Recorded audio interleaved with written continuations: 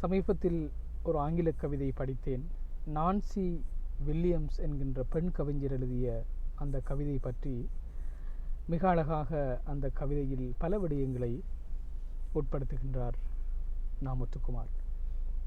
Vancouver நகரத்தில் ரயில் நிலையம் ஒன்றுண்டு.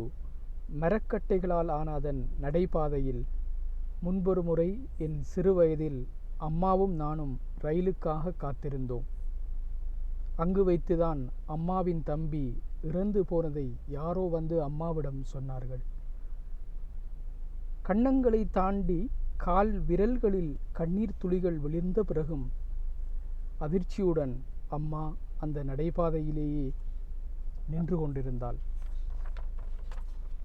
உலகம் என்பது அணுக்களால் ஆனது. நாம் ஒரு மேசையை தொடுகின்ற போது மேசையும் நம்மை தொடுகின்றது என்பது உண்மையானால், அன்று அந்த நடைபாதையில் அம்மாவின் அணுக்களும் கலந்திருக்கும்.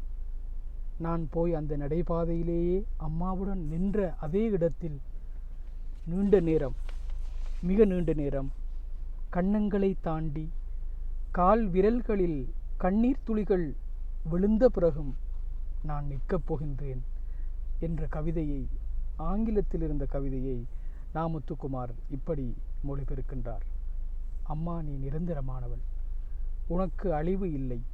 ஆகாயம் நீ, அதில் சுற்றி சுடரும் சூரியன் நீ, சந்திரனும் நீயே.